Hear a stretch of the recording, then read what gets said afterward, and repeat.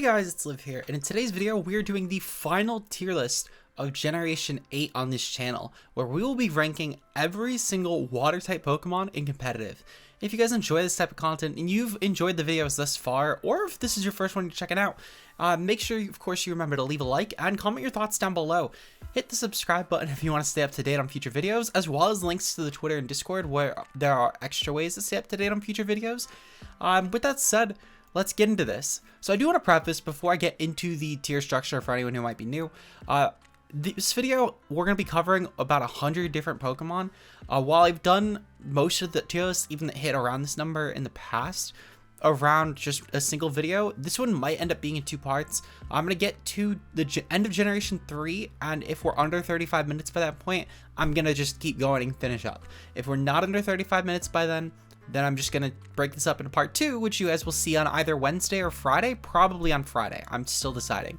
But with that said, let's get into what the tiers are, because for anyone who's new, they might not get this. So basically the S plus is going to be for any Pokemon that are deemed to be a top 5-ish Pokemon in one of VGC, Not-Dex Anything Goes, or Sword and Shield Anything Goes. These are the highest formats for Not-Dex singles, for Sword and Shield singles, or for doubles respectively. So anything that's like in the top 5-10 range is probably going to end up here. These would be Pokemon that really do influence the metagame to such a strong degree, in my opinion. The S tier is going to be for Pokemon. They're still really good. These are noteworthy Pokemon in these tiers, but they're not the reason that these Pokemon, well, that certain Pokemon are viable. For example, Incineroar is an S+. It actually defines what makes VGC viable as far as that tier goes, but something such as, for example, Amoonguss, well, it's a good Pokemon, it doesn't define what makes things good in VGC. However, you might see some really influential OU Pokemon here, like Landorus Therian, for example, because that at least defines the OU tier. The A tier is going to be for really good OU Pokemon, or maybe some really good UU definers, maybe some decent VGC Pokemon, but stuff you won't expect on every team. B tier is going to be for Pokemon that start to get more niche in the doubles aspect, or maybe they're really good in UU, but not like top tier. Also maybe some ban-worthy RU Pokemon, or stuff like that, basically the RU, UU Limbos. The C tier is where we start to mostly phase out of doubles Pokemon, unless they're like actually really garbage NFVs in singles. Stuff like Murkrow might end up here, but otherwise, again, it's typically a singles tier from here on out. This is mostly for like the RU NU stuff. D tier is mostly for NUPU, and F tier is either for NFVs that are noteworthy enough to mention because they're better than fully evolved Pokemon, or fully evolved Pokemon that are so bad, but I had to mention them somewhere. So, with that said, let's start off with the Blastoises. I'll be honest, I think I'm going to put Mega Blastoise up first. This will be in the S tier. I'm putting G-Max Blastoise up here as well, and I'm putting regular Blastoise in the B tier. So let's start off with Mega Blastoise. Mega Blastoise, I think, is the pretty most clear cut of this one, I would say, of the three.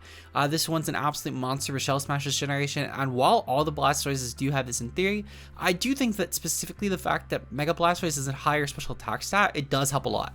Considering the fact that we go on base Blastoise from a very, very measly around 85 special attack to a 135 special attack stat. This is pretty incredible for Mega Blastoise in my opinion.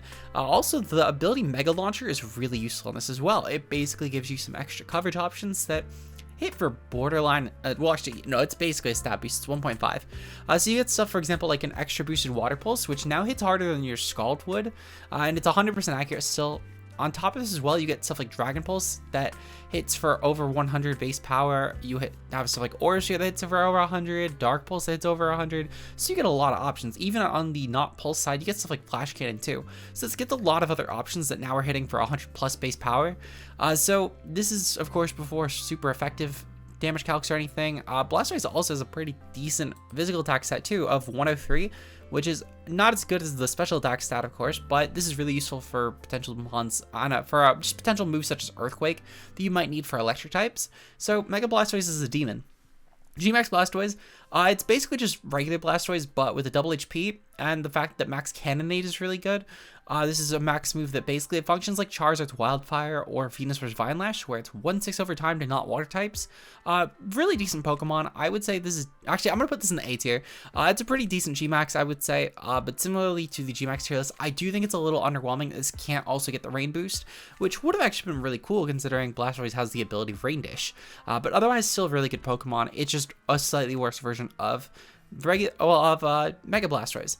Regular Blastoise, on the other hand, though, does have a few things going for it. For one, this is a pretty decent Shell Smash option in singles. If we were to look at where Blastoise actually resides right now, I believe it is the NUBL tier.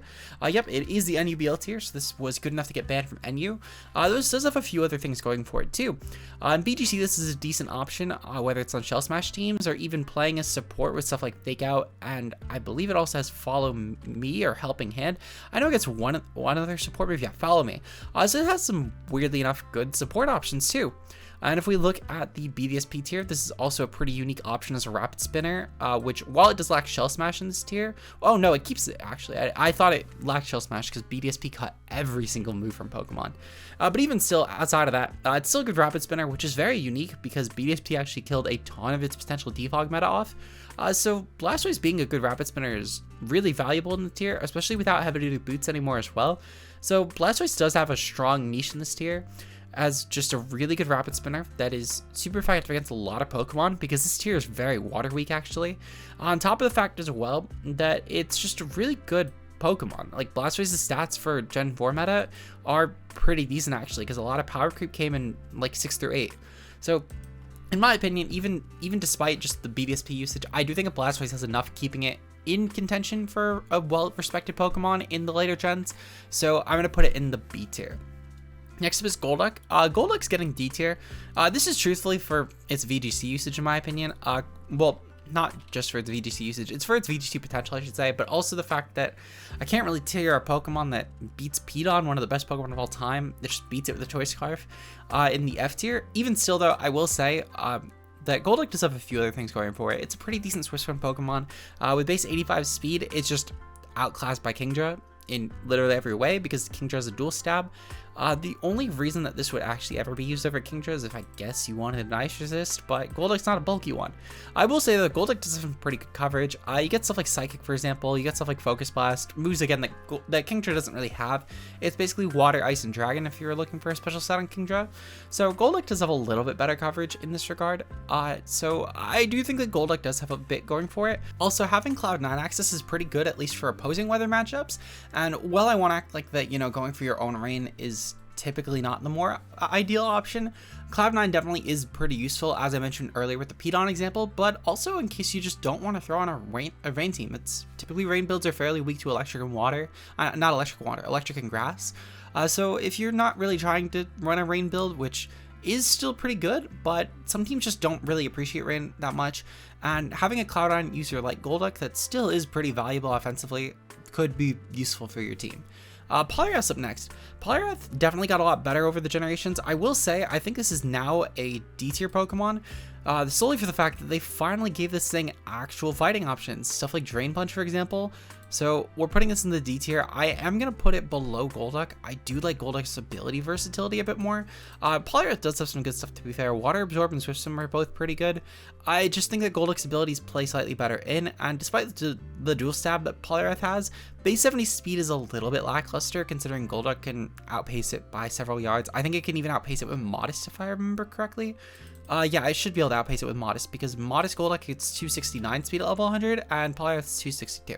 So yeah, Poliwrath does have some pretty good things going for it though. It's a great physical attacker. Well, it's a decent enough physical attacker, I should say. It's got some decent coverage too with stuff like Earthquake, which is great for electric matchups. You also get Poison Jab, and I believe, you don't get Ice Punch. Or you know what? No, this is BDSPOU. You do get Ice Punch, right, Poliwrath? Yeah, you get Ice Punch. I was going to say, because I know you get coverage for grasses as well. The point being, though, is this definitely is a decent Pokemon, in my opinion. It's a great job at covering its weaknesses. Even if we go into the fighting type weaknesses, for example, we get Ice Punch, which is great for flying. We get Darkest Lariat, which is great for psychics. So Poliwrath does a great job at covering its weaknesses. It's just a little bit too slow. I think if this was base 80, Poliwrath would be an easy C tier, in my opinion, even if you didn't change the attack stat at all. Because a lot of rain teams typically do have a fair amount of special attackers, so Poliwrath does have a niche over Golduck in that regard because it's an actual really good physical attacker. But if you just gave it 80 speed, I think this would truthfully put it a whole tier above Golduck instead of around the same level. For now though, we'll put it in the D tier. Next up is Tentacruel. Tentacruel is a great removal option. It's a great toxic spike immunity, which is really valuable. Also, it sets toxic spikes for itself. Gets a lot of good stuff as well outside of this, such as Knockoff and Haze, which are also, again, fairly viable to this Pokemon. I will say, if Tentacruel was a little more viable in doubles, I'd probably put it above Blastoise. But for now, at the very least, I think solely for the fact that Blastoise has some doubles viability, and Tentacruel doesn't really, in my opinion, though I wouldn't say it's the worst Pokemon to use in doubles. There's definitely a lot worse, considering this could set Rain for itself, which could be great with Rain Dish, as well as Max Ooze to boost special attack. And even, I mean, it gets some other options too, such as Hailstorm, I guess, which would at least hit grasses and grounds well, if nothing else. But again, just the point being is that Tentacruel stabs alone are pretty good at max, and so in theory, it could be a good doubles Pokemon. I just think that this is a lot more suited for singles with its toolkit, and it's a decent singles mon too. It's a fairly good rapid spin option. It holds up pretty well this gen too. It's a solid Arumon. I'm definitely going to give Tentacruel a solid B tier. Again, just right below Blastoise, purely for the fact this is some good doubles usage, and it's proven doubles usage, I should say. Next up is Slowbro. Slowbro gets a solid A tier right above Gmax Blastoise, solely for the fact this is an absolute monster with stuff like Teleport, plus Regen. This is pretty hard Pokemon to KO this gen, and on top of that as well, Slowbro's typing is just really suited for a physically defensive Pokemon, which Slowbro is. It's a really good physically defensive wall, and with getting stuff like Scald Burns helping you tank hits even more. Psychic typing typically walls a lot of more physical types, such as Fighting, for example. So I think this Pokemon is a perfect toolkit for a physical wall, in my personal opinion, and it really does show that this generation too by being such an amazing physical pivot. As far as Mega Slowbro goes, I'm going to put it right below Gmax Blastoise. I think that the one thing I do miss about Mega Slowbro is the fact that it no longer keeps your regen, but you could still pre-mega, to be fair, and that's pretty valuable, you know, just going for pivots with Teleport pre-mega until you're ready to Mega Evolve and commit. So Shell Armor isn't terrible, and you could definitely utilize it on a setup build, for example, to try and make Mega Slowbro even more impossible to KO outside of like a Toxic Stall set. So I do think a Mega Slowbro has a lot going for it in this regard. As far as some other usage for this too, this Pokemon does get Body Press, so Mega Slowbro could actually just run an Iron Defense set with Body Press, and it's probably more valuable than its stab would actually be, just because of how high the Mega base stat is for Fizdef being 180. So I do like that a lot for Mega Slowbro, which it's also especially helpful considering the fact that one of its weaknesses would be to Dark. It's typically a type you would see actually try and run through Mega Slowbro if it's running a mono setup set with Stored Power. So you can flip that on its head, go for a setup set with the Iron Defense, and massacre the Dark type set with Switch on you, thinking that you would be going for Stored Power. So Mega Slowbro does have a lot going for it in my opinion. I just think that regular Slowbro is a bit worse, a bit better in my opinion. So we'll put Mega Slowbro still in the A tier, just a bit lower. Next was Dewgong, our first F tier water type. Dewgong is pretty shit, I can't lie, it's just a worse Lapras. Think that isn't that useful, I'll be honest, on a water ice type. I guess it's pretty good for making fire a little resisted, but otherwise it's not great. This Pokemon has some pretty awful coverage. The only thing it really gets coverage for is grasses with Mega Horn, which it already gets off its stab anyway, and grounds with Drill Run, but keep in mind, this also only has 70 offense and 70 speed. Its bulk isn't really that impressive. It doesn't really get recovery. I just think this Pokemon isn't great. I will say, this has some kind of cool utility with stuff like Disable Encore and Fake Out, which is pretty nice. But even still, this doesn't really have an ability. Like, I think this would be a great Swift Swim option, actually. If you took off Hydration or Ice Body for Swift Swim, I think you could actually make a case for Dewgong being at least a D tier Pokemon, maybe even C, because a Water, Ice, or Swift Swim could actually be pretty valuable. If we look at typical Swift Swim Pokemon, these are typically, in most cases, Mono Water. For example, we get stuff like Golduck, that's actually, no, I take that back. A lot of these have adapted to being dual types, but you know what type we don't have with Swift Swim? It's a water and ice type.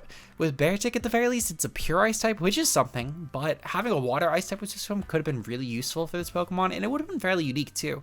It's a water type Pokemon with Swift Swim that could actually handle grass matchups pretty well, and again, with Drill Run, it would be great for electric as well. So, because of the fact that this doesn't get Swift Swim, I'm putting it in the F tier. Cloyster's up next. Really solid spinner. I will say, of these, Cloyster gets the highest. Cloyster has some viability, actually. It's a fairly viable Pokemon, mind you, in Ubers, as well as BDSP. This is definitely, of these three options, the best one, and I would argue it's not close. Cloyster has a pretty strong chokehold on OU, whereas the other two are kind of clinging into UU. Never mind, Cloyster actually fell from tiering. I would still argue this is the best one in OU. Cloyster has some pretty good Fizdef sets this gen with stuff like Heavy Duty Boots, so it's no longer actually as much of a one-trick pony as it was in last gen, which it definitely had some merit as a defensive option, but typically you were running it either with a Sash Hazard set or you run it with Shell Smash. With boots and options as well, this Pokemon does get Teleport, which is also pretty valuable because it makes Cloyster into a potentially viable pivot, albeit I'm not going to act like Cloyster is the most viable pivot in the game, but you could definitely make the case. Even still, as far as Ubers goes, this is a decent Shell Smash option, as long as you find a good way to kill Necrozma with Duskmane, which is one of the best Pokemon in the tier. But it has the potential at least to be fairly viable as a Shell Smasher. Typically though, I would just run this as a Rapid Spin option, or maybe throw on something, for example, like Spikes, Toxic Spikes, and then Explosion or Self-Destruct. The point being though is I do think, genuinely speaking, that Cloyster is the best of these three. It's still a B tier Pokemon though, in my opinion. Next up is Kingler. Kingler is not terrible. I don't know. I feel like Kingler definitely has fallen off a lot as far as just competitive Pokemon has gone. Maybe I'm just overlooking something. I will say that I definitely don't think this is an F tier Pokemon. I think it's just the weakest one in D tier so far. Sheer Force is a pretty undeniably good ability, as well as Shell Armor, but when you take into the fact that this only has 75 speed, 75 really is kind of a lackluster speed tier. You truly do, I think, need Webs at that point, or a Choice Scarf if you're trying to be an offensive Pokemon, especially one with such a cripplingly low SpDef stat. And even as far as PhysDef goes, its HP is kind of average. It's only like 55 HP in tandem with 115 PhysDef, so it's kind of lackluster. And the SpDef isn't great either. It's only 50, as I mentioned. So I do think this has some good options with Sheer Force. Just you kind of do need it on Scarf or Webs, in my opinion, to be viable. If you do utilize those, though, Kingler could actually be an offensive monster. For now, though, I'm going to put it in the D tier. G-Max Kingler, I think, honestly, is just a worse version of Kingler. Solely for the fact that Kingler can set rain threats. Actually, you know what? I take it back. Because I was just talking about the speed, and Kingler's max move drops speed by 2 for both opponents. So I think it's actually kind of useful in the stat spread. I still think that both are D tier for sure. Kingler also would definitely appreciate the Sheer Force boost being a not max Pokemon, which is something that G-Max Kingler can't really provide for those 3 turns. So at the same time that you could definitely run Shell Armor on those sets, or even Hyper Cutter to avoid Intimidate drops. I personally do value the Sheer Force from Kingler a little bit more in base, but the speed drop is undeniably valuable in G-Max Kingler, so make what you will. Seadra, it's only being listed because it was intended to be fully evolved. It's garbage. Seaking up next. Seaking is not terrible. I will say this has a couple good options. Between Swishum and Lightning Rod, these are both pretty good options for Seadra. For Seaking. With Swishum, of course, being a really good option to sweep through teams. Your speed tier at 70 is a little bit, actually at 68, it's even worse. It's a little bit to be desired, but Lightning Rod being an electric immunity, I will say, if nothing else, it gives this Pokemon some actual nuance, because it's not a Pokemon that you could just say, I'm going to save my electric type to beat this, because your electric type might get hard-walled by this Pokemon. So I still don't think it's great. It has some good options of move pool wise, to be fair, stuff like Mega Horn, Jab, Knockoff, etc. I'm going to put this in the F tier, but I'm putting it at the top of F tier for now. I think electric immunity is a little bit more valuable than stuff like Dugong's resistance to fire, or Seadra existing with the Violet, I guess. But at the same time, though, I do think that you could maybe make a case for like the absolute bottom of D tier so far. I do think that Kingler has a considerable niche above Seaking, though. So for now, I'm gonna put it in the F tier. Starmie's up next. Starmie honestly gets bottom of A right now. I think that one of the biggest cases for Starmie is truthfully its BDSPOU viability. This is one of the best Pokemon in the tier for BDSPOU. It's undeniably a top 5, top 10, even despite the fact that this is a really low Pokemon currently due to power creep, as well as just a lot of really good Pokemon falling to tiers like RU and NU. So Starmie does sadly for Sword and Shield have a bit of competition here, but I still think it's actually kind of viable. This is a Pokemon that's still a Rapid Spinner, it's still a very fast Rapid Spinner, and despite boots existing to clear hazards, I do think that Starmie's niche in this regard is pretty undeniable. Even if we look in the UU tier, for example, the speed tier, there's a few Pokemon that hit it, such as Azel, for example. But really, besides that and Regieleki, nothing else in the tier, and Zygarde, but nothing else in the tier really touches it speed tier wise. There's a couple walls that are annoying for it, stuff like Slowking, but you could always go from Medium Beam into Thunderbolt, and this would do some pretty good damage, even to a really bulky SpDef Slowking. I do think, to be fair, there is definitely some Pokemon that could give us some issues, but overall, I would say that Starmie at least would have some niche in this tier, and even going into RU again, I think it's the same sort of thing. A lot of these Pokemon are weak to a Meteor Beam Starmie set, and Rapid Spin's great considering the fact that we have multiple valuable Spikers in this tier, stuff like Cloyster and Klefki, to name a couple.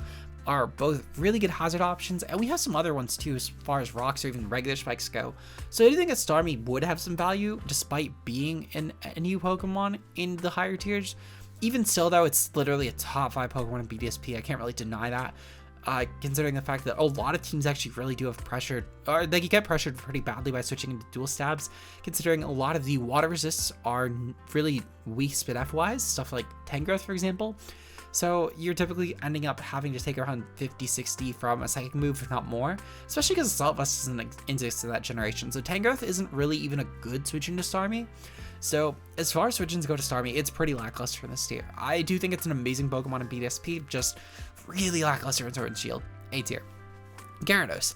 Gyarados is honestly a solid B tier, and I think that Mega's B tier as well. I will say these two definitely make each other better because of the fact that you do have to play around the type changing shenaniganry.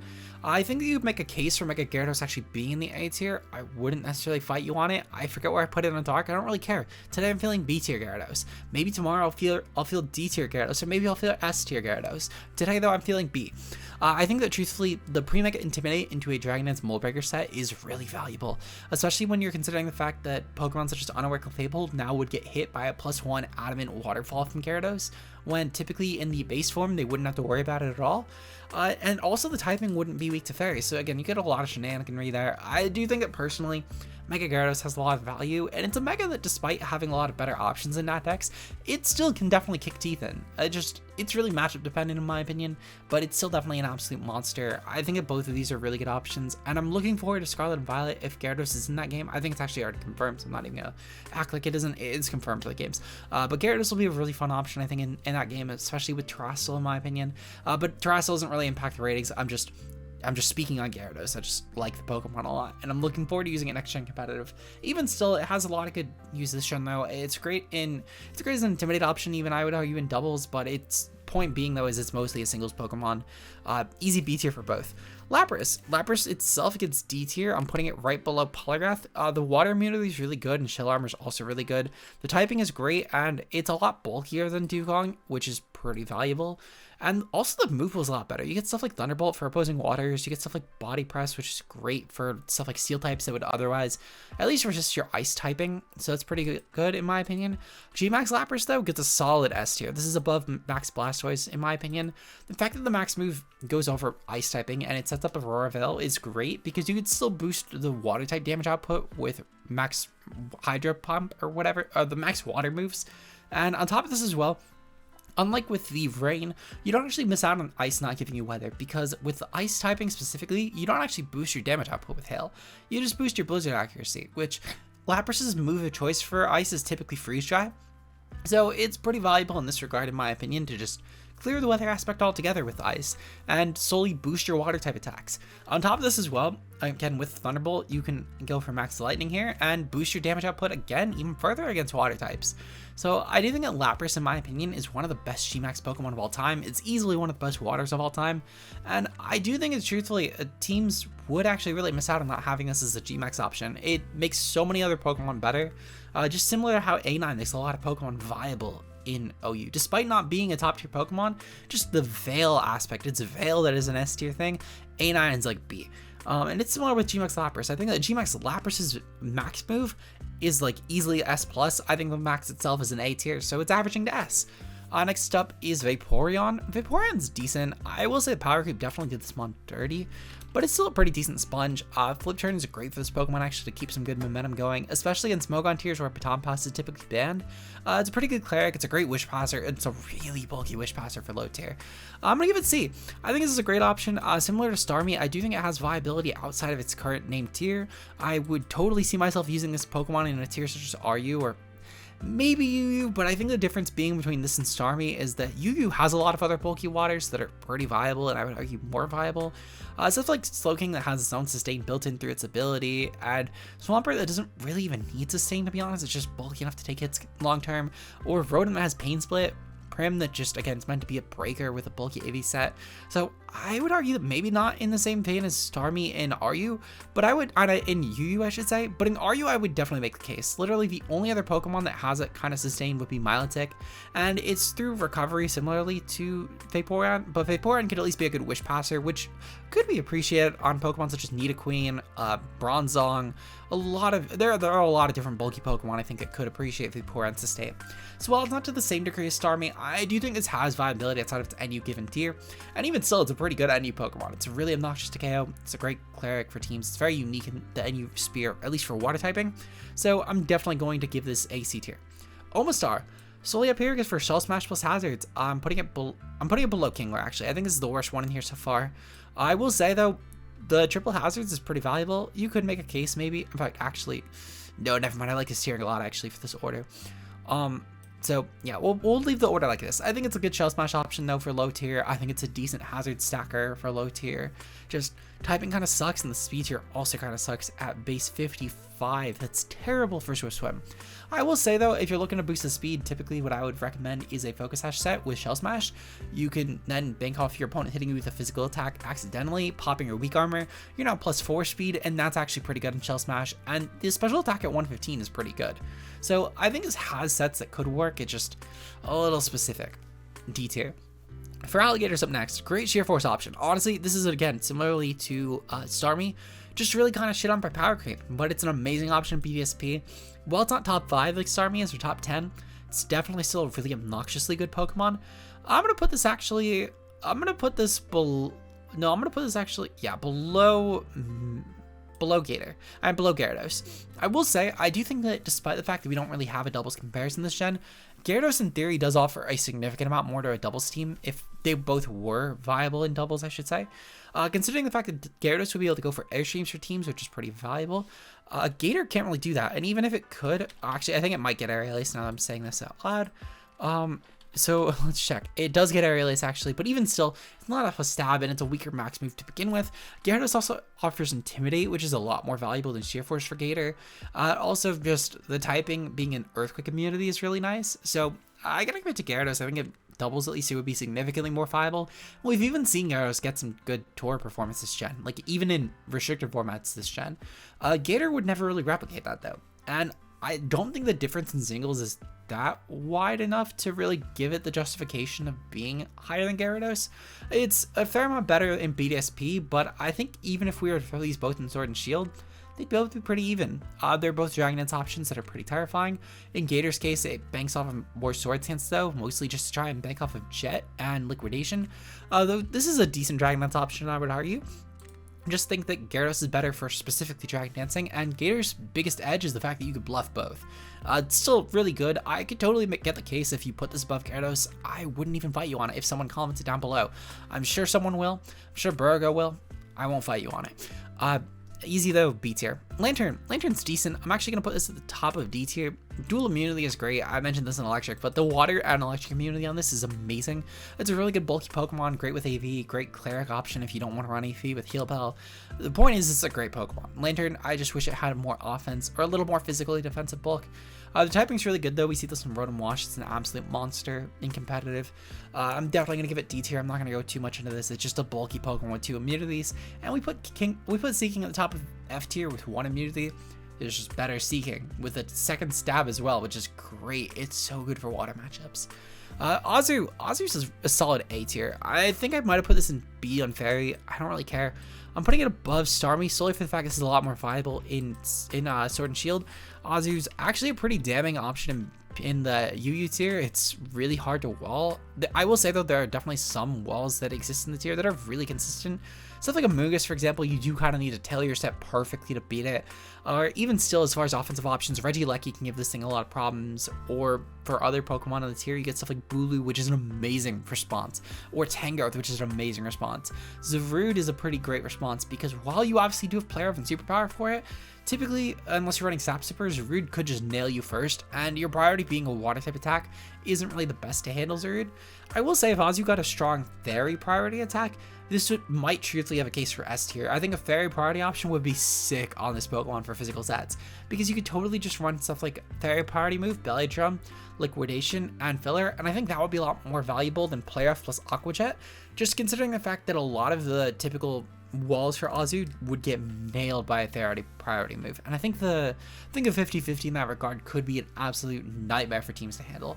Regardless though, Azu's definitely an A tier Pokemon, a low A tier in mind you, but it's definitely an A tier in my opinion. Politoed's decent. I know a lot of people give this shit because Pelipper is a rain setter now, but honestly, Politoed's probably as good in doubles. That might be a hot take.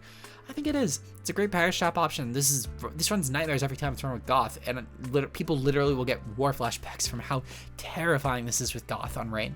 In fact, literally one of the most viable Rain teams in several VGC formats is typically a Rain team with Politoed plus Goth. Albeit this gen was probably the worst one for Politoed and doubles, to be fair. That's for a few reasons. One, a lot of teams just set their own Rain. Two, Kyogre's around for most of the viable Rain formats this gen. And three, a lot of Rain teams really missed having Mega Pert. Mega Pert was such a demon for Rain and VGC, being able to go for stuff like Earthquake. It had a great typing, and also it was just a lot more offensive than stuff like Cybertoad ever could be.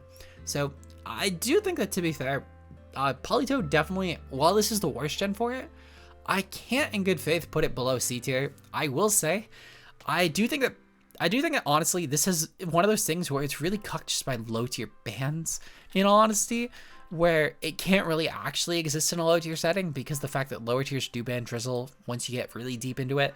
And I do think that if they didn't ban it, this would be a strong RU Pokemon, just because Pelipper doesn't exist in the tier. You could even make a case for this being viable in UU. I do think that UU also banned Rain, if I remember correctly.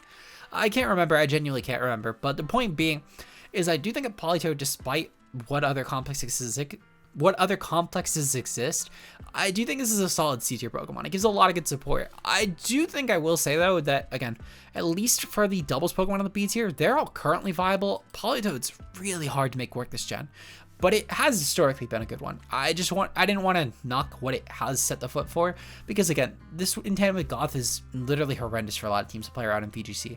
And I still think it could actually make itself work in VGC, especially in the Spike Month Cup format. I think it could be a great option right now, actually. But even still, I think it has enough going for it as far as singles goes, to where it's unfortunate that Rain gets banned in low tiers, otherwise Politoed would be a nightmare. C tier. Quagsire is going to get top of D. This is going to get bottom of C.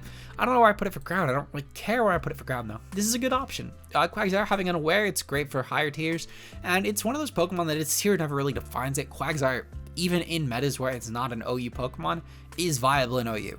Even in metas where it's not a UU Pokemon, it's viable in UU. It's sometimes in PU, sometimes it's untiered even, but it will always be viable in every single tier that it is legal in. Every single one.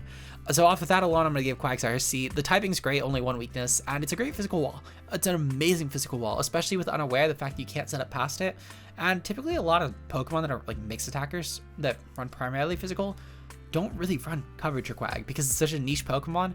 And it's one of those things where if you're unprepared for Quag, it will fuck you over really quickly. But at the same time, though, it is still Quagsire, and it's not exactly unique to prep around. Typically, a lot of teams will have some coverage for it, or at least Toxic. Typically, the teams that are running Quagsire are hard stalls that have Cleric options, so it's not as damning for Quag. The point being, it's a great option. Easy C tier. Slowking. Honestly, this might be a hot take. I forget where I put it on Psychic. I don't care where I put it for Psychic. I'm putting it bottom of A.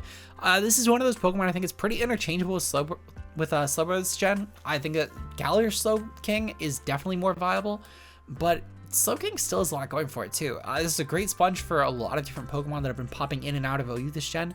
For example, if we look at Pokemon such as Nidoking has had a historical presence this gen as an in and out of OU Pokemon. It's better for Heatran because it doesn't have to worry about Earth power, and it's also an actual fire resist in that regard, and Heatran is one of the best special attackers in the tier. We get into Pokemon, for example, such as, well, I mean, I guess to be fair, it does lose to Slowking Galar in some regards. For example, Slowking Galar never worries about Toxic. This does, unless it trains up, I guess. The point being is I do think that Slowking, while interchangeable with Slowking Galar, I personally think this is as viable. That might be a bit of a hot take, to be fair, and I know that the VR certainly do agree, considering it's a whole two letter rankings off. But I do think this offers enough to where this should be, in my opinion, in the same A tier as like a Slowbro is. They've been interchangeable all gen as far as which one's better between Slowbro, Slowking, and Galar Slowking. So I think putting it in the not A tier would be a bit of a disservice. I will say though, I do think it, like as a blanket Pokemon, I think its Slowbro's kit offers a bit more, which is why I'm putting it higher. As I mentioned earlier with the, and this was sort of foreshadowing for the Slowking mention, I do think the Psychic typing checks a bit better towards physical options, and Slowking's Phys-Def is worse. On top of this as well, the Scald Burns, though I will say the Scald Burns do help Slowking's case a bit more, because you can burn physical attackers and take those hits better, and you're already a great special sponge. So I do think it's a mixed bag, truthfully. I think anything in this tier could truthfully be interchanged, and I wouldn't disagree with the rankings. As long as Starmie is kept really low on the list, I think it's fine. I think everything else is interchangeable though. I personally though, I would put Slowking below Starmie, but each their own. Regardless, definitely an A tier Pokemon. Qwilfish, really solid Intimidate option, great poison immunity, great dual spiker, good utility with stuff like Taunt and Explosion and Haze. I'm putting its top as C. I'm putting it actually, no, Qwilfish definitely has fallen off. If this was last gen, I would put it top as C. I think this gen, I'm putting it below Lantern and D. I still do think it's a D tier Pokemon. I know that Qwilfish is currently like literally an untiered Pokemon right now. It just boots, truthfully. I do think that Qwilfish offers enough though to where this is a legitimately viable Pokemon. I think even in doubles, it has some nice niche going for it, considering it's a good Intimidate option and the weaknesses it has are fairly unique. You could probably throw this on with like a Rocky Helmet and you're actually an okay Zacian check, considering you resist both stabs and you're getting Intimidate off and you get some good utility with stuff like Taunt, Haze for opposing Dynamax boost. You get a lot going for you in my opinion, and I'm kind of shocked we didn't see at least any Qwilfish usage this gen, because it does offer a lot to other matchups too. I'm not gonna act like, you know, Qwilfish needs a top cut or anything, but like if we really do look at Qwilfish's Pikalytics rankings, I'm pretty sure this has like a 0.5 or something. Yeah, it's literally a 0. It is a 0% ranking. I'm genuinely actually shocked by that, because I feel like Qwilfish did have enough at least merit as a soft Zacian check, especially with, I'm pretty sure it gets Pain Split, so it even has ways to actually pressure Zacian offensively. I'm kind of shocked. Regardless, so I do think it has enough going for it in singles to where, despite being an untiered Pokemon, I think it's as a blanket kit more viable than these other Pokemon. D tier. Corsola, F tier. Regen, terrible. Well, it's a bleh typing. I will say that Regen's ability automatically means it cannot be the worst Pokemon of this tier, despite having significantly worse stats. Also, if we threw Corsola versus Dewgong in the ring, Corsola would win. It's cuter and it hits super effectively with a stab versus Dewgong. Also, it has actual recover. So Corsola will win. I'm giving Corsola the win here. Octillery definitively actually gets a D tier, and this might be a hot take, I'm putting it above Omastar though. Octillery, weirdly enough, actually had a stint this gen as the #1 team in the world on Battle Spot in the pre-DLC meta, and I think also in the Isle of Armor meta. Shout out to my good pal Clutch sometimes for that. He hit the #1 with Octillery, and I've used this team myself. I know it's not just Clutch doing it. Clutch, for anyone who doesn't know, he built a lot of my VGC teams on the channel. Between him and Bird, they cover most of them. I typically bounce a lot of team ideas off of him as well.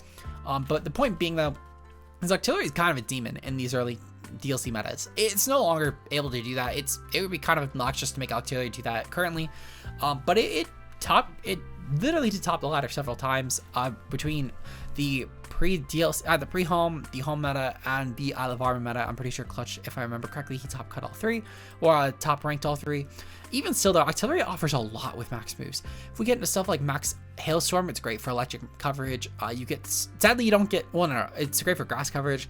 Sadly you don't get a ground move on this, which would truthfully, or at least not a viable ground move I should say. I don't think you get one at all outside of maybe Mud Slap and Mud Shot, which I guess Mud Shot and max could be kind of okay, and even outside of max it's a speed dropping option, so maybe. But your coverage outside of just general, you know, ice and ground, you get stuff like Flamethrower, you get Gunk Shot, you get Seed Bomb, Rock Blast. You have a lot of options, and both your offenses are good. At 105, this is decent. Typically, I would run this, in my opinion, as like a good Trick Room option as a max, and you could honestly snowball teams with this. You don't even need Moody, actually. Typically, Clutch and I were running Sniper on the ladder, and we were kicking ass with it. But you could actually run Moody, and that would also be a good option. It's not a singles thing you could do, but in doubles, you definitely could do that. The point being is I do think that Octillery actually is a decent Pokemon. It's just decent on very specific teams. It's better than, in my opinion, at least the F tier. I'm going to put it actually below Omastar, to be fair. I think it would be disservice not to. This is still kind of shit Pokemon and Smogon. But as far as doubles go, I do think this has legitimate viability, at least in the early formats, and I do want to acknowledge that. It's not Seeking bad. It's definitively not Seeking bad. It's not Corsola bad. I'm putting it in D tier. Mantine. Mantine's decent, actually. This is a good water absorb Pokemon. It's a great defog option. Roost really did save this thing, in my opinion. I would personally rate the order like this for C tier, but similar to A, I think A and C both truly anything could be in any order, and I think it makes sense so far. Mantine, I will say the biggest downside to it is I think that similarly to, if we compare it to Vaporeon, let's say, while this does get defog, a lot of Pokemon are running boots, including Vaporeon. Not as big of a deal as Shed. They're both haze users. Vaporeon has a bit better in terms of the HP plus Fizz Def side, and they're both pretty good at Def walling, so I don't really care in that regard about Mantine as far as a Fizz Def wall. If we compare them both in terms of other utility they offer, they're both good pivots. Tailwind isn't really useful in tiers where Mantine is actually a considerable Pokemon for usage because it's so shit in doubles. At least this gen, I would say it's pretty shit in doubles. And as far as singles utility goes, Vaporeon has Heal Bell over it, so I'm not going to tier it over Vaporeon. For Politoed, I think that they're both kind of whatever. I will say that Mantine is significantly better in singles, but I would argue that Politoed is significantly better in doubles. And the only reason that Politoed is worse in singles by a good amount is because the main format for singles, I should say, if you're playing Battle Spot, this is uncomparable. Politoed would probably be better in that regard anyway. But if you're playing like the typically agreed upon by community, the most common singles way to play is Smogon, and that does ban Drizzle in a lot of their lower tiers. So in that regard, Politoed is worse, but I would argue that Politoed is a kit that is made better for singles. And Quagsire, as I mentioned earlier, it's a tier floater. It's better than Mantine in a lot of different tiers, and unlike Mantine, it's viable in a lot of other tiers and singles. So that's why I personally rate it like this. Again, though, pretty interchangeable. Kingdra is actually going to go to the high B, and I'm putting it top of B actually. This is a great max option. We've seen some success with this in other formats for VGC, albeit they were not current. But Kingdra, I think, has even made a couple top cuts this gen, weirdly, like in later seasons this gen, weirdly enough. I won't act like it's the most viable option. It's definitely a very, very niche option. But just with Rain, Kingdra's always at least got to have some form of a presence. It's one of the best for sim options you can make. On top of this as well, Kingdra's definitely got some nice OU viability, albeit it's not tiered in OU, but it's nice enough OU viability. And as far as BDSP goes, this is an absolute monster. Kingdra is one of those really obnoxious Pokemon to play around. It's sporting itself, I believe it's a UU tiering right now, I want to say. I actually forget. No, it's RUBL actually. Holy shit, this mon fell off. Even still, I know it is decent enough in Rain because of the fact you could just throw this on with like a Pelipper and go apeshit in just general. So I'm definitely going to give this thing, if nothing else, a B tier. I do think this is a Pokemon that, as I said, it's just more viable because of Rain. But Rain is always going to be pretty good, even if it's not tiered in those tiers. And Kingdra is definitely far and away the best for swim option. Besides, well, one of the best. I think there's actually two this gen that do give it merit, even as far as a Sword and Shield decks go. But we'll get into those later. For now, though, Suicune. Suicune's fallen off a lot. I think it's still really good in BSP. I would definitely put it below the Rapid Spin options, in my opinion. It's definitely one of those things where I think it benefited a lot better from old Gen 4 OU, where a lot of Pokemon that were more viable, stuff like Rachi, for example, which was like one of the best Pokemon of the tier, and stuff like T-Tar as well, which is one of the best Pokemon of the tier at the time. So you can match up better a lot against the DPP OU versus the current Gen OU, which lacks pursuit options, which means that it's a lot more specially viable of a tier. Suicune was a lot better at handling physical threats. On top of this as well, I think that the hidden power loss to Suicune hurts a little bit in certain matchups, albeit it's mostly for offensive Suicune sets, to be fair, but it does hurt, to be fair.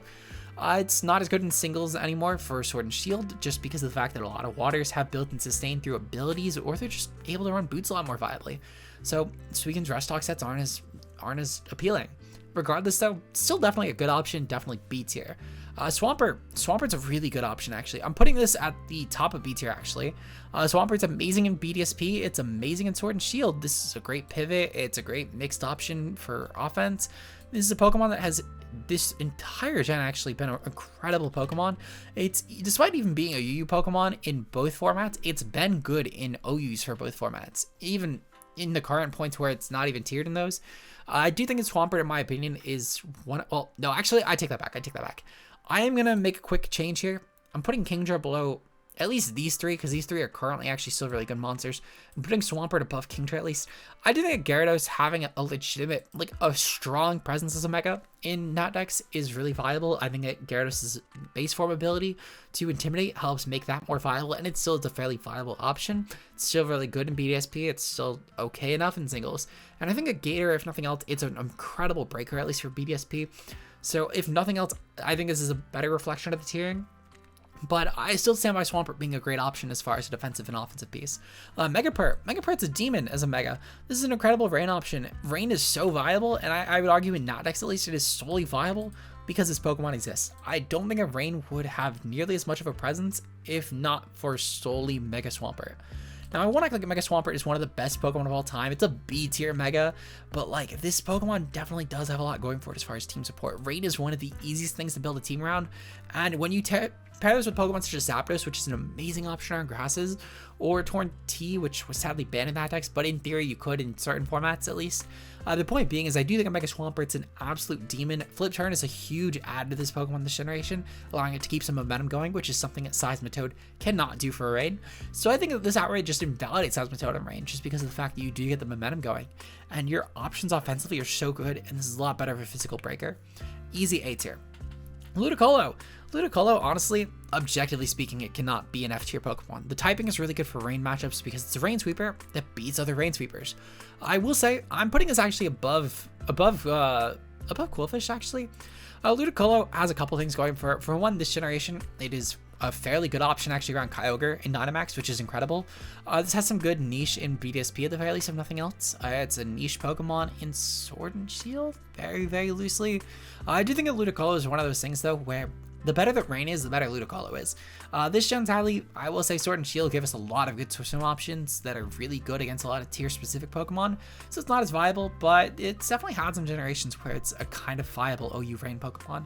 Even still, I do think that Ludicolo's ability to check Kyogre, it's really, really good, and it's actually consistently able to do it in doubles. It's pretty unrivaled in that regard because unlike something such as Gastrodon where it just walls it, Ludicolo will also offensively pressure, and it can take advantage of Kyogre's own rain and massacre a team, which is something that Gastrodon can never dream of doing. With that alone, I'm putting it in D tier. Pelipper, the better rain setter. This is an easy A tier. I'm putting it actually above Azu, solely because this makes Rain as viable as it is in OU. If the Pelipper never existed, while I do think that Politoed would be viable in OU, it would not have nearly as much of a presence because Pelipper consistently has been saying in OU this gen. Politoed would never do that because it's not a pivot, it's not able to do defog, and the support that Politoed has benefits doubles a lot more than singles. It's still a good option. Politoed's still great. I think of Pelipper though, its single stronghold is so good. And on top of this as well, it's still a decent option in doubles. It gets support like Tailwind, for example. It's a great Scarf Soak set, which has been historically pretty good for Pokemon. You could run that with Alecki this gen, for example. I wouldn't run it currently, but in non-restricted formats, you could definitely make that work, and that would be pretty solid. This has done some good work with that sort of build as well in past gens, but I think especially this gen with Alecki would be a monstrous option to do. Kind of shocked I didn't see more of it. I think that would be really good for Alecki. Regardless, so A tier. Sharpedo gets a solid, I forget where I put this in dark, but at the same time, I'm feeling C right now, and I'm feeling B tier for Mega Sharpedo. Mega Sharpedo being able to take advantage of the pre-Mega speed boost is really good for it, and also Strong Jaw is great to help it then become a really strong offensive breaker. Regular Sharpedo though is pretty solid. It's a great mixed attacker. Speed boost is a great ability. I think that Sharpedo definitely also getting Flip Turn this gen was a huge buff for it because it means you no longer need to commit to speed boost sweeps, and you can come back in later and start snowballing a team yet again. I think this made choice sets on Sharpedo as well a lot more viable because you could throw on a choice band or even like a Life Orb for tax set and just pivot out when you don't feel like sweeping anymore. Mega Sharpedo though is an absolute demon with Strong Jaw. I do think it's the worst Pokemon to beat, to be fair, but it's still really good, and I think that base Sharpedo makes this, similarly to how Gyarados makes Mega Gyarados a lot more viable, I think a base Sharpedo makes Mega Sharpedo a lot more viable. Regardless though, B tier for Mega Sharp, C tier for regular. Wailord, terrible Pokemon. If your name is Relistify, you're tearing this in the B tier because it's got like amnesia. No, I'm kidding. I'm just throwing shit. But honestly, this is definitely an F tier. It's better than Seadra. I think that Dugong for nothing else having Thick Fat is pretty good. Pressure's not terrible actually. It's a pretty decent ability, especially once you get in the higher tiers against box arts that have low PP moves. It's a pretty viable option. But at the same time though, I don't know. Wailord having like 90 in both offenses is pretty good. The HP does not really matter though, because it's 170, yeah, but the 45 in both defenses is pretty dog shit, and the 60 speed isn't really great. This Pokemon having no recovery isn't really doing itself any favors, outside of rest, of course. I think these two are interchangeable, truthfully. I'm putting Dewgong higher though, solely because its secondary stab is able to cover weaknesses, which is pretty good. Whiscash gets right below Seadra. Not Seaking. Well, yeah, not Seadra. Seaking gets right below Seaking. If nothing else, while they both have the electric immunity, Seaking at the very least can also potentially go for Swift Swim and bluff that. Something that Whiscash can't do. I will say though, Dragonite's on this is pretty good. It has some good options physically with stuff like Liquidation, Earthquake, and then I guess Zen Headbutt or Facade would be your third option, which Facade isn't actually terrible, to be fair. It's decent in case you're getting burned potentially, so I'll leave it at that.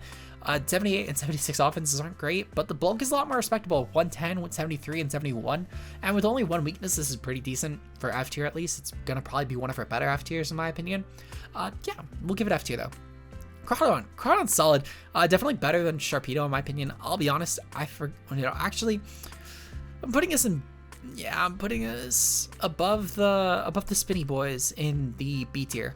Being a really strong adaptability option, this is an incredible breaker for BDSP OU at the very least. I think as well, this is a decent enough option as far as Sword and Shield OU goes. Chronic definitely absolutely shred certain teams, and while I do think that this is definitely still a decent enough UUmon, I would personally say that this could, again, similarly to how a lot of these other Pokemon have for Waters, be viable in OU. So definitely a B tier in my opinion, and a strong win at that. We are now in the single digits amount of water types left. Next up, we do have Milotic. So Milotic's honestly not a terrible option. This is definitely, in my opinion, a really strong defensive water type, especially with a lot of sets between the Flame Orb Marvel Scale sets, which are pretty decent for Fizdef walling, though albeit I think they're a lot worse this gen personally, because opting to run an item like Heavy Duty Boots or Leftovers, despite the fact that you'll have to then force your opponent to status you to take advantage of it, I think it's a little more of a hindrance, because giving up that item slot I do think is a little bit bad for Milotic. Regardless, so it's still actually pretty decent in doubles with stuff like competitive, which actually is really good at Milotic in doubles. This typically has had some formats this gen where it's actually been a considerable option because it takes advantage of opposing Landorus and Incineroar. So I do think at Milotic, despite the fact that it has definitely fallen off in VGC just purely due to water type power creep, because why run a Milotic when you can run a fucking Kyogre? This is still decent. This is still definitely a strong option, and it's definitely going to get higher in the B tier. I'm putting it right above Crawdon, right below Kingdra. I think these like 3 to 4 are interchangeable though. The point being is I'm putting it in the B tier. Next was Walrein. Walrein is just better Dewgong. I'm actually going to put Walrein in particular, like literally right above Dewgong. I think it's objectively just better.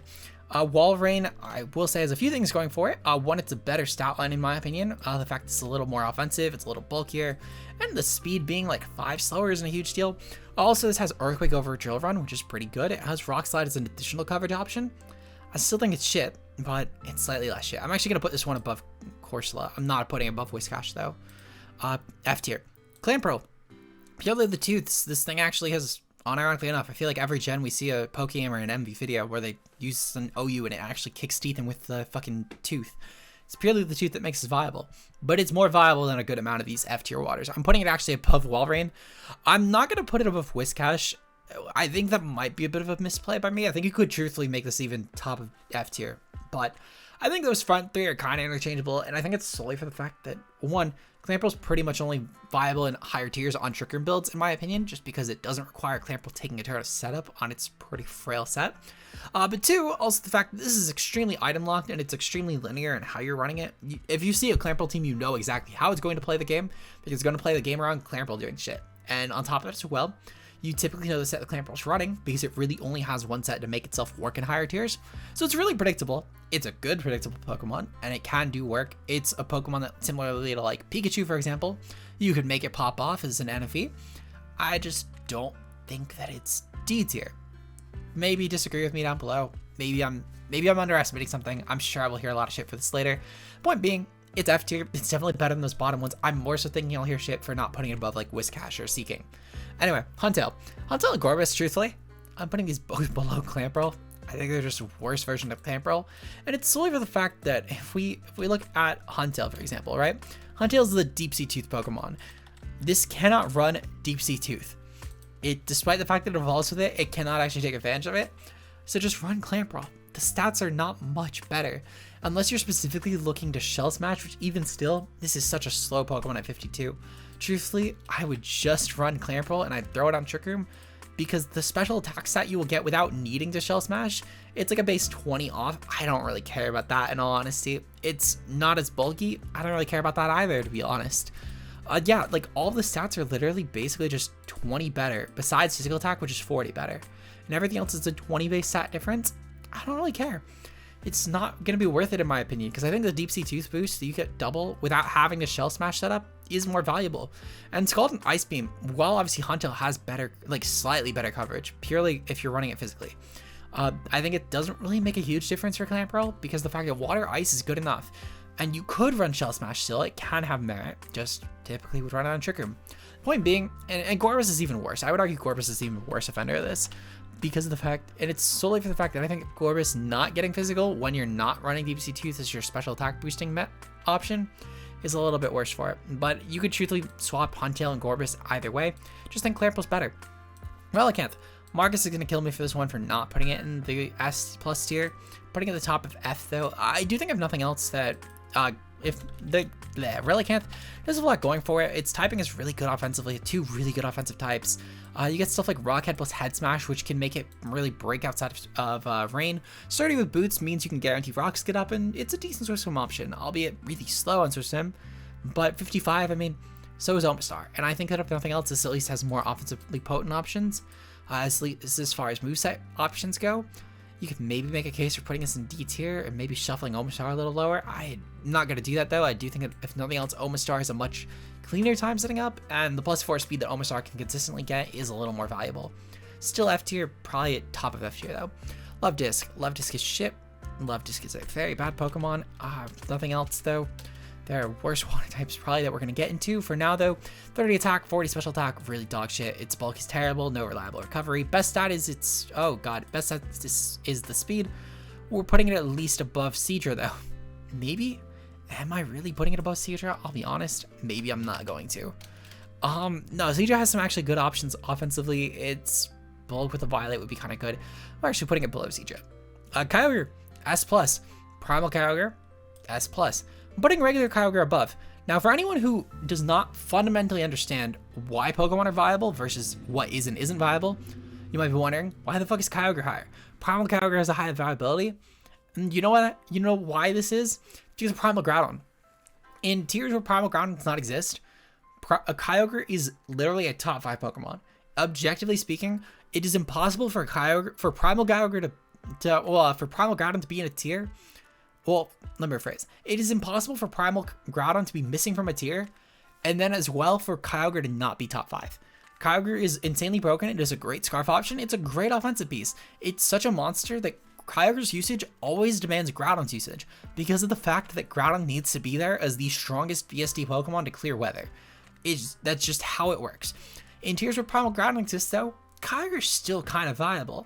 In this gen, for example, you actually have merit for running Kyogre or Primal Kyogre in certain situations, specifically for Dynamax, because Primal Kyogre can't Dynamax. So you throw HP Flying in this, and you give Kyogre now a max Airstream option, which it doesn't have in Sword and Shield, which is incredible. On top of as well, the fact that you get stuff like Hailstorm, Spout, and Lightning. And those are, again, pretty damn offensive options. So Kyogre is a great max option in my opinion. It has that over just Primal Kyogre and Nat, though in general, Nat Dex Primal Kyogre is a little bit better because it can actually clear Primal Groudon's weather. Though the fact that you can bluff Primal Kyogre as, you bluff Kyogre as a Primal Kyogre and then bring Scarf Kyogre or bring Life Orb Max Kyogre, it's definitely an advantage that Kyogre does have in Nat Dex format. In Sword and Shield, this is a top 5 Pokemon. In VGC, this is one of the best restricteds you can run, and it's still a top 5 Pokemon. In every setting that it is allowed in, it is a top 5 Pokemon. Definitively. Kyogre, truthfully, I think is just a blanket top 5, top 10 Pokemon. Not just for water types, it is definitively like one of the best Pokemon. It will be impossible, in my opinion, to make another Pokemon without intentionally trying to. I'm talking like Zacian Crowns and Calyrex Shadow Riders. Without trying to really break that mold, it will be pretty impossible to actually make another Pokemon, in my opinion, that outclasses Kyogre.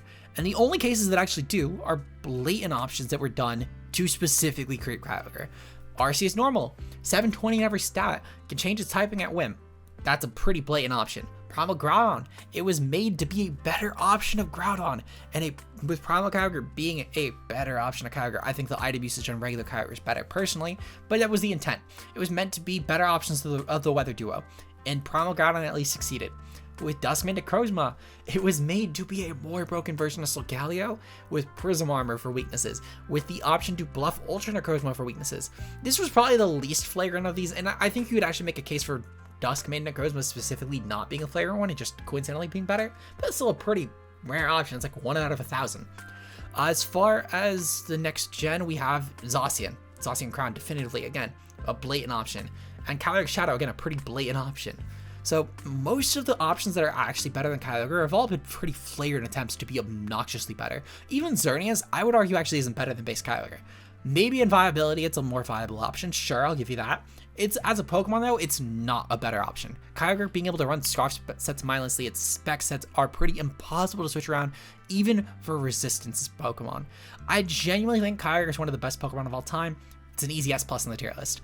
I knew I'd go on a lot of tangents with a lot of these water types, which is why I'm splitting this video into 2 parts. If you want to see part 2, it will probably be up on Friday. If data mines come out really early though, I will say I might move this video a little bit. It will be up before, at the very least, Scarlet and Violet come out. But it's going to be somewhere between this week on Thursday and next week on Monday. So keep an eye out for it. It might not be on Friday, but it will probably be then. If you guys enjoy this content though and you want to see part 2, leave a like on the video and subscribe for more. Shoutouts to channel members, of course, being Josh aka Ultra Player, Mia, and Zeke0. Your guys' support is greatly appreciated, and if you want to stay up to date on future content, links down below to the Twitter and Discord are there, as well as the channel membership button if you want to support the channel. With that said, comment your thoughts down below, and I'll see you guys in next week's video. Oh, in tomorrow's video, I should say. Not next week's. Tomorrow's video. We're taking on Matt O'Shea in a special Wi-Fi battle. Feature guest Matt O'Shea. For any former long-term fans of the channel, you know who that is. But with that said, I'll see you guys later. Until then, peace out, guys.